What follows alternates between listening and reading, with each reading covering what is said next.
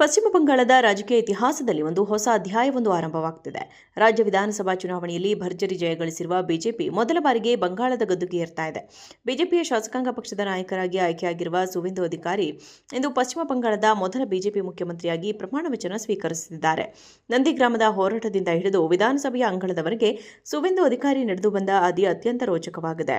ಕೋಲ್ಕತಾದಲ್ಲಿ ಕೇಂದ್ರ ಸಚಿವ ಅಮಿತ್ ಶಾ ನೇತೃತ್ವದಲ್ಲಿ ನಡೆದ ಬಿಜೆಪಿ ಶಾಸಕರ ಸಭೆಯಲ್ಲಿ ಸುವೇಂದು ಅಧಿಕಾರಿಯನ್ನು ಶಾಸಕಾಂಗ ಪಕ್ಷದ ನಾಯಕರನ್ನಾಗಿ ಸರ್ವಾನುಮತದಿಂದ ಆಯ್ಕೆ ಮಾಡಲಾಯಿತು.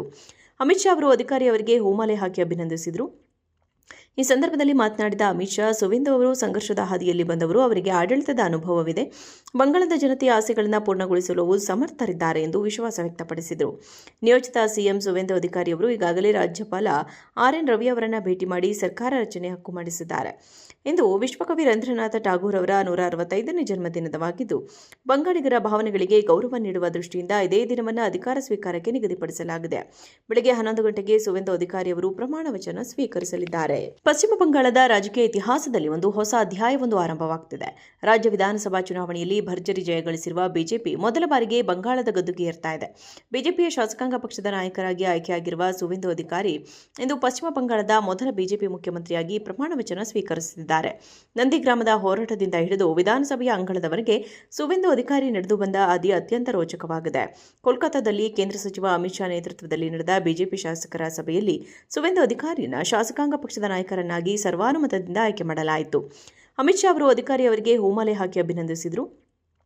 ಈ ಸಂದರ್ಭದಲ್ಲಿ ಮಾತನಾಡಿದ ಅಮಿತ್ ಶಾ, ಸುವೇಂದು ಅವರು ಸಂಘರ್ಷದ ಹಾದಿಯಲ್ಲಿ ಬಂದವರು, ಅವರಿಗೆ ಆಡಳಿತದ ಅನುಭವವಿದೆ, ಬಂಗಾಳದ ಜನತೆಯ ಆಸೆಗಳನ್ನು ಪೂರ್ಣಗೊಳಿಸಲು ಸಮರ್ಥರಿದ್ದಾರೆ ಎಂದು ವಿಶ್ವಾಸ ವ್ಯಕ್ತಪಡಿಸಿದರು.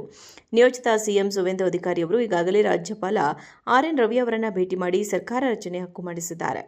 ಇಂದು ವಿಶ್ವಕವಿ ರವೀಂದ್ರನಾಥ ಠಾಗೂರ್ ಅವರ 165ನೇ ಜನ್ಮದಿನವಾಗಿದ್ದು, ಬಂಗಾಳಿಗರ ಭಾವನೆಗಳಿಗೆ ಗೌರವ ನೀಡುವ ದೃಷ್ಟಿಯಿಂದ ಇದೇ ದಿನವನ್ನು ಅಧಿಕಾರ ಸ್ವೀಕಾರಕ್ಕೆ ನಿಗದಿಪಡಿಸಲಾಗಿದೆ.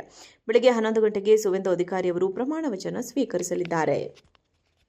ಪಶ್ಚಿಮ ಬಂಗಾಳದ ರಾಜಕೀಯ ಇತಿಹಾಸದಲ್ಲಿ ಒಂದು ಹೊಸ ಅಧ್ಯಾಯವೊಂದು ಆರಂಭವಾಗುತ್ತಿದೆ. ರಾಜ್ಯ ವಿಧಾನಸಭಾ ಚುನಾವಣೆಯಲ್ಲಿ ಭರ್ಜರಿ ಜಯ ಗಳಿಸಿರುವ ಬಿಜೆಪಿ ಮೊದಲ ಬಾರಿಗೆ ಬಂಗಾಳದ ಗದ್ದುಗೆ ಏರ್ತಾ ಇದೆ. ಬಿಜೆಪಿಯ ಶಾಸಕಾಂಗ ಪಕ್ಷದ ನಾಯಕರಾಗಿ ಆಯ್ಕೆಯಾಗಿರುವ ಸುವೇಂದು ಅಧಿಕಾರಿ ಇಂದು ಪಶ್ಚಿಮ ಬಂಗಾಳದ ಮೊದಲ ಬಿಜೆಪಿ ಮುಖ್ಯಮಂತ್ರಿಯಾಗಿ ಪ್ರಮಾಣ ವಚನ ಸ್ವೀಕರಿಸುತ್ತಿದ್ದಾರೆ. ನಂದಿಗ್ರಾಮದ ಹೋರಾಟದಿಂದ ಹಿಡಿದು ವಿಧಾನಸಭೆಯ ಅಂಗಳದವರೆಗೆ ಸುವೇಂದು ಅಧಿಕಾರಿ ನಡೆದು ಬಂದ ಹಾದಿ ಅತ್ಯಂತ ರೋಚಕವಾಗಿದೆ. ಕೋಲ್ಕತಾದಲ್ಲಿ ಕೇಂದ್ರ ಸಚಿವ ಅಮಿತ್ ಶಾ ನೇತೃತ್ವದಲ್ಲಿ ನಡೆದ ಬಿಜೆಪಿ ಶಾಸಕರ ಸಭೆಯಲ್ಲಿ ಸುವೇಂದು ಅಧಿಕಾರಿಯನ್ನು ಶಾಸಕಾಂಗ ಪಕ್ಷದ ನಾಯಕರನ್ನಾಗಿ ಸರ್ವಾನುಮತದಿಂದ ಆಯ್ಕೆ ಮಾಡಲಾಯಿತು. ಅಮಿತ್ ಶಾ ಅವರು ಅಧಿಕಾರಿಯವರಿಗೆ ಹೂಮಾಲೆ ಹಾಕಿ ಅಭಿನಂದಿಸಿದರು. ಈ ಸಂದರ್ಭದಲ್ಲಿ ಮಾತನಾಡಿದ ಅಮಿತ್ ಶಾ, ಸುವೇಂದು ಅವರು ಸಂಘರ್ಷದ ಹಾದಿಯಲ್ಲಿ ಬಂದವರು, ಅವರಿಗೆ ಆಡಳಿತದ ಅನುಭವವಿದೆ, ಬಂಗಾಳದ ಜನತೆಯ ಆಸೆಗಳನ್ನು ಪೂರ್ಣಗೊಳಿಸಲು ಸಮರ್ಥರಿದ್ದಾರೆ ಎಂದು ವಿಶ್ವಾಸ ವ್ಯಕ್ತಪಡಿಸಿದರು. ನಿಯೋಜಿತ ಸಿಎಂ ಸುವೇಂದು ಅಧಿಕಾರಿ ಅವರು ಈಗಾಗಲೇ ರಾಜ್ಯಪಾಲ ಆರ್.ಎನ್. ರವಿ ಅವರನ್ನು ಭೇಟಿ ಮಾಡಿ ಸರ್ಕಾರ ರಚನೆ ಹಕ್ಕು ಮಾಡಿಸಿದ್ದಾರೆ. ಇಂದು ವಿಶ್ವಕವಿ ರವೀಂದ್ರನಾಥ ಠಾಗೂರ್ ಅವರ 165ನೇ ಜನ್ಮದಿನವಾಗಿದ್ದು, ಬಂಗಾಳಿಗರ ಭಾವನೆಗಳಿಗೆ ಗೌರವ ನೀಡುವ ದೃಷ್ಟಿಯಿಂದ ಇದೇ ದಿನವನ್ನು ಅಧಿಕಾರ ಸ್ವೀಕಾರಕ್ಕೆ ನಿಗದಿಪಡಿಸಲಾಗಿದೆ. ಬೆಳಗ್ಗೆ 11 ಗಂಟೆಗೆ ಸುವೇಂದು ಅಧಿಕಾರಿ ಅವರು ಪ್ರಮಾಣ ವಚನ ಸ್ವೀಕರಿಸಲಿದ್ದಾರೆ.